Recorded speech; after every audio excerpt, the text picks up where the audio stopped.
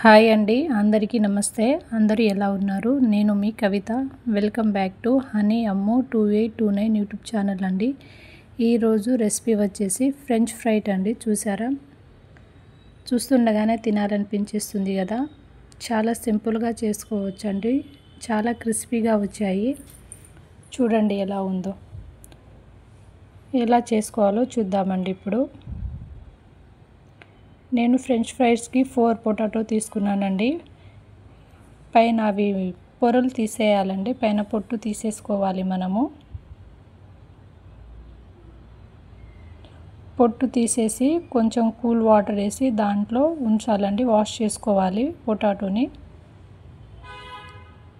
Wash చేసుకున్న పొటాటోని చిన్న చిన్న స్లైస్లా కట్ చేసుకోవాలండి. ఇగో ఇలా కట్ చేసుకోవాలి స్లైస్లా. కట్ చేసుకొని 3-4 టైమ్స్ మంచిగా వాష్ చేసుకోవాలండి వీటిని. ఇప్పుడు స్టవ్ ఆన్ చేసి స్టవ్ మీద గిన్నె పెట్టాలండి. గిన్నెలో కొన్ని వాటరు అలాగే కొంచెం ఉప్పు వేసి పొటాటోలన్నీ వేసి ఉడికించుకోవాలి. పొటాటోని 70% కుక్ అయ్యేలా ఉడికించుకోవాలండి మనము.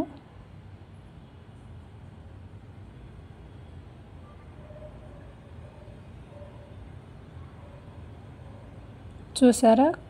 ఇలా బాయిల్ అవ్వాలండి. పొటాటో 70%లా కుక్ అవ్వాలండి. అప్పుడే మొత్తం పొటాటోస్ లోపల మంచిగా కుక్ అవుతుంది.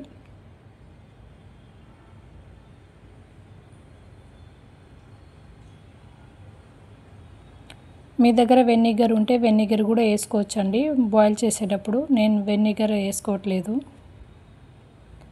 పొటాటోస్ 70% కుక్ అయిన తర్వాత ఇలా జల్లెడ పట్టుకోవాలండి, వాటర్ ఏమి ఉండకుండా.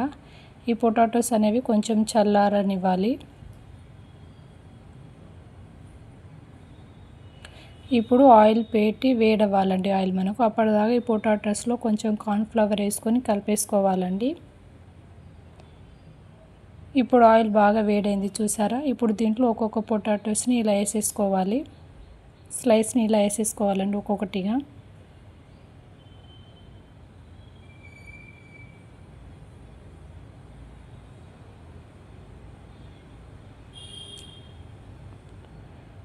ఇలా ఒక్కొక్కటిగా వేసేసుకొని ఇవి మంచిగా కుక్ అవ్వాలండి మనకు.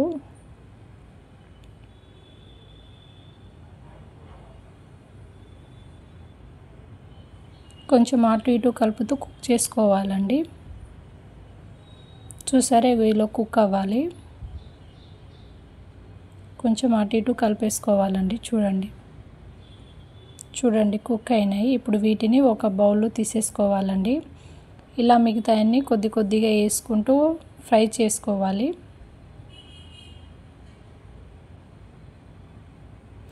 ఇది డబల్ ఫ్రై మెథడ్ అండి. కుక్ అయిన దాన్ని మళ్ళీ ఇంకోసారి ఫ్రై చేసుకోవాలి. డబల్ ఫ్రై మెథడ్ ఉంటుంది ఫ్రెంచ్ ఫ్రైస్ అనేవి. అప్పుడే మనకి ఫ్రెంచ్ ఫ్రైస్ అనేవి క్రిస్పీగా వస్తాయండి. డబల్ ఫ్రై చేస్తేనే మనకు క్రిస్పీగా ఉంటుంది. చూడండి ఈ కలర్ వస్తుంది మనకు. చూసారా? ఈ కలర్లో వచ్చేంతసేపు డబల్ ఫ్రై చేసుకోవాలి. ఇప్పుడు వీటిని గిన్నెలో తీసేసుకోవాలండి. మంచిగా కుక్ అయినాయి. చూసారా? కలర్ ఎంత మంచిగా కనిపిస్తుందో. ఇప్పుడు వీటి మీద కొంచెం ఉప్పు అలాగే కొంచెం కారం వేసుకొని కలిపేసుకోవాలండి. ముక్కలకి పట్టేలా కలిపేసుకోవాలి మంచిగా. చాలా క్రిస్పీగా వచ్చాయండి. చూడండి టేస్ట్ మాత్రం సూపర్ ఉందండి. ఎంతో టేస్టీగా ఉంటే ఫ్రెంచ్ ఫ్రైడ్ చాలా సింపుల్ వేలో చేశానండి. మీరు కూడా ఇలా ట్రై చేయండి. ఈవినింగ్ టైం అప్పుడు పిల్లలకి స్నాక్స్లా పెట్టండి. సూపర్ టేస్ట్ ఉంది. కొంచెం సాస్ వేసుకొని సర్వ్ చేసుకొని తినేయాలండి.